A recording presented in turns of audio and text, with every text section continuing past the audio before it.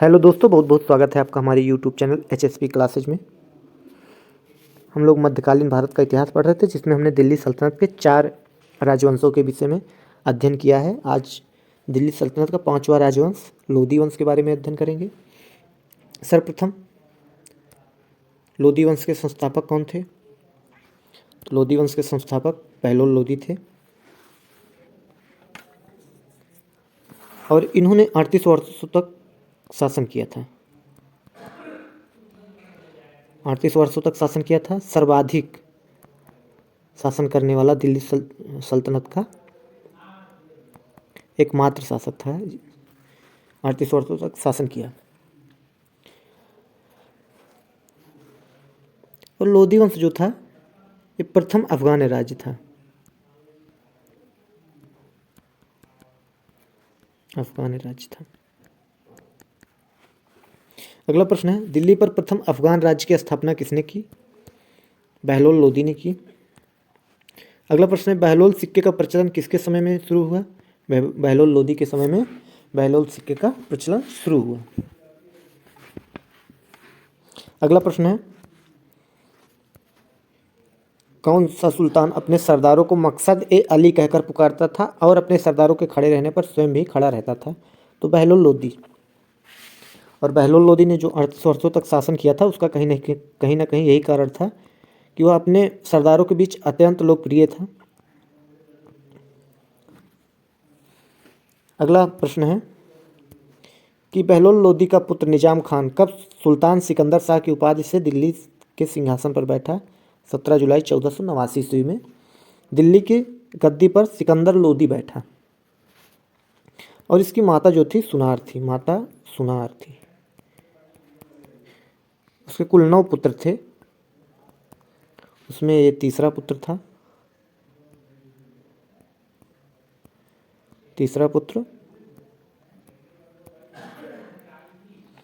और सुल्तान सिकंदर शाह एक महान शासक था। इसने कई सुधार किए, जिसका अध्ययन हम आगे क्वेश्चन में करेंगे। अगला प्रश्न है कि किस शासक ने आगरा शहर की स्थापना की? तो 1504 ईस्वी में सिकंदर लोधी ने आगरा नगर की स्थापना की थी। आगरा शहर को किसने बसाया था? सिकंदर लोधी ने। और इसने 1506 ईस्वी में आगरा को राजधानी बनाया।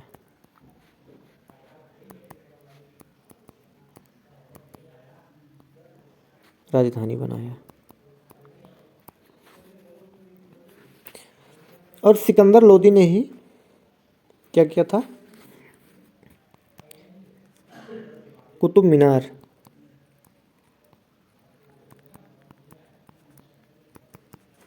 की मरम्मत करवाई थी। कुतुब मीनार। इसके अलावा एक शासक और आपके हुए तुगलक वंश में, फिरोज शाह तुगलक। इन्होंने भी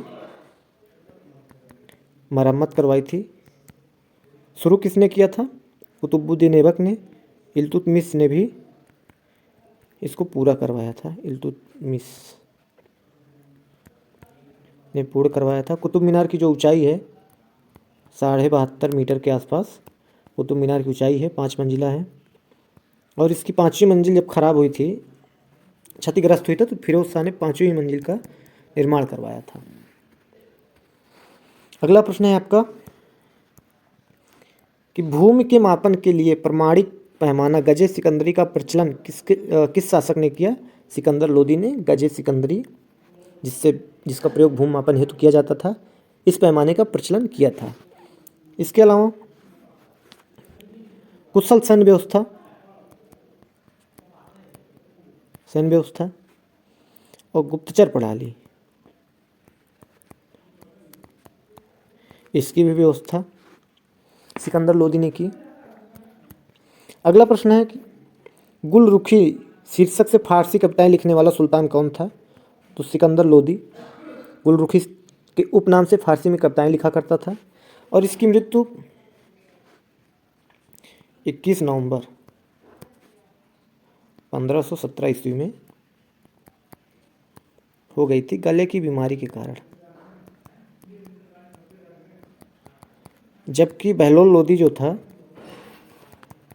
बहलोल लोदी, इसकी जो मृत्यु हुई थी इसको लू लग गया था, लू लगने के कारण बहलोल लोदी की मृत्यु हुई थी लू लगने के कारण। दोस्तों कई बार एग्जाम में क्वेश्चन पूछे जाते हैं कि किस शासक की मृत्यु किस कारण हुई। तो बहलोल लोदी की जो मृत्यु हुई थी लू लगने के कारण हुई थी। सिकंदर लोदी की मृत्यु हुई थी गले की बीमारी होने के कारण। पोलो चौगान खेलते समय आपके कुतुबुद्दीन ऐबक की मृत्यु हुई थी। और इब्राहिम लोदी जो थे लोदी वंश के अंतिम शासक, इनकी मृत्यु जो हुई थी रणभूमि में हुई थी। और ऐसी मृत्यु को प्राप्त करने वाले ये दिल्ली के प्रथम सुल्तान थे जिनकी मृत्यु रणभूमि में हुई थी। अगला प्रश्न है कि किस शासक ने आगरा को अपनी नई राजधानी बनाया। सिकंदर लोदी ने आगरा को अपनी नई राजधानी बनाया था। अगला प्रश्न है किस शासक ने संस्कृत के एक आयुर्वेद ग्रंथ का फारसी में फरहंगे सिकंदरी नाम से अनुवाद करवाया था। तो इसका अनुवाद सिकंदर लोदी ने करवाया था। अगला प्रश्न है किस शासक ने नगरकोट के ज्वालामुखी मंदिर की मूर्ति को तोड़कर उसके टुकड़े को कसाईयों को मांस तौलने के लिए दे दिया था। सिकंदर लोदी जैसा करने वाला शासक था। कबीर जो थे, कबीर ये सिकंदर लोदी के समकालीन थे, मतलब कबीर सिकंदर लोदी के समकालीन थे। अगला प्रश्न है कि किस अफगान शासक ने मुसलमानों को ताजिया निकालने में मुसलमान स्त्रियों को पीरों तथा संतों की मजार पर जाने पर प्रतिबंध लगा दिया था। ऐसा करने वाले सिकंदर लोदी थे। इन्होंने मुसलमानों को ताजिया निकालने पर एवं जो मुसलमान स्त्रियां थीं उनको पीर तथा संतों की मजार जाने पर बैन कर दिया था, मना कर दिया था, शासनादेश निकाल दिया था। अगला प्रश्न है कि गले की बीमारी के कारण सिकंदर लोदी की मृत्यु 21 नवंबर 1517 ईस्वी को हो गई। इसके बाद शासक कौन बना? तो इसके बाद शासक बना था इब्राहिम लोदी, जो कि लोदी वंश का अंतिम शासक सिद्ध हुआ था।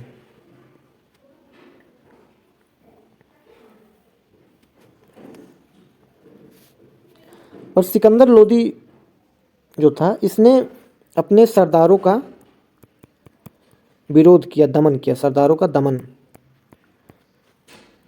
किया, खात्मा किया। इस वजह से यह सरदारों में अलोकप्रिय हो गया। जबकि बहलोल लोदी जो था वो सरदारों के प्रति बहुत सहिष्णु था। सरदारों के साथ ही उठना बैठना खाना पीना उसका हुआ करता था। इसी वजह से बहलोल लोदी ने 38 वर्षों तक शासन किया। इब्राहिम लोदी ने अपने शासन को अपनी वजह से समाप्त कर लिया, सरदारों का दमन करके, विरोध करके, प्रतिरोध करके, सरदारों का खात्मा करके। अगला प्रश्न है कि दिल्ली सल्तनत का कौन सुल्तान था जो हिंदुओं के त्यौहार मुख्यतः होली में भाग लेता था। ऐसा करने वाला इब्राहिम लोदी था। यह हिंदुओं के प्रति उदार था। अगला प्रश्न है कि दिल्ली की मोठ मस्जिद का निर्माण किसने करवाया था। तो दिल्ली की मोठ मस्जिद का निर्माण, मस्जिद है मोठ मस्जिद, दिल्ली की है। इसके एक प्रधानमंत्री मियाँ भुइयाँ ने 1505 ईस्वी में करवाया था। अगला प्रश्न है कि 21 अप्रैल 1526 ईस्वी को पानीपत के प्रथम युद्ध में इब्राहिम लोदी किससे हारा और मारा गया। तो यह बाबर से हारा था और मारा गया था। रणभूमि में मृत्यु, रणभूमि में मृत्यु को प्राप्त करने वाला प्रथम शासक इब्राहिम लोदी था। दिल्ली सल्तनत की बात हो रही है।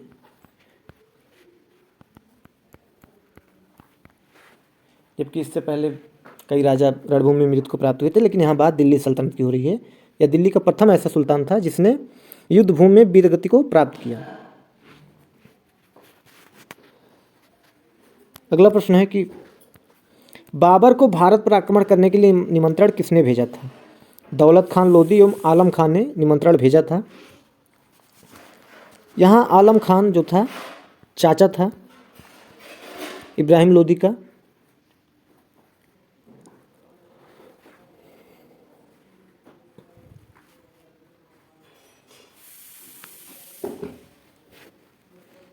और इसी के साथ आपका लोदी वंश समाप्त हो गया, दिल्ली सल्तनत ही पूरा समाप्त हो गया था।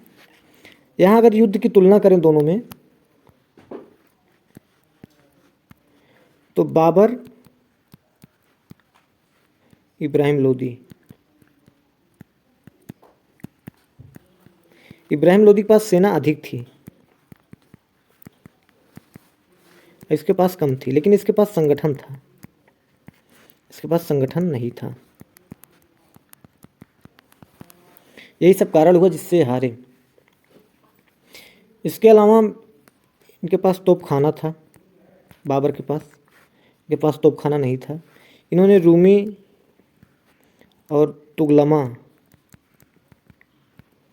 पद्धति का उपयोग किया, इनको ऐसी कोई जानकारी ही नहीं थी। और बाबर के दो कुशल तोपची थे, एक का नाम उस्ताद अली था, दूसरा मुस्तफ़ा थे। ये बाबर के साथ थे।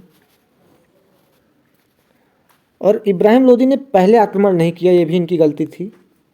ये बाबर के आक्रमण की प्रतीक्षा कर रहे थे, और जबकि बाबर ने रात्रि में आक्रमण किया था, 19-20 अप्रैल की रात्रि में आक्रमण किया, जिससे इब्राहिम की सेना में अफरा तफरी मच गई और इब्राहिम लोदी मारा गया। ये रहा दोस्तों आज का क्लास। उम्मीद है क्लास आपको पसंद आई होगी। हमारे यूट्यूब चैनल HSP क्लासेज को लाइक शेयर सब्सक्राइब कीजिएगा। मिलते हैं अगली क्लास में एक नई वीडियो के साथ, जिसमें हम एग्जाम में आने वाले कुछ महत्वपूर्ण क्वेश्चंस आंसर के बारे में डिस्कस करेंगे। आप सबका वीडियो देखने के लिए बहुत बहुत धन्यवाद।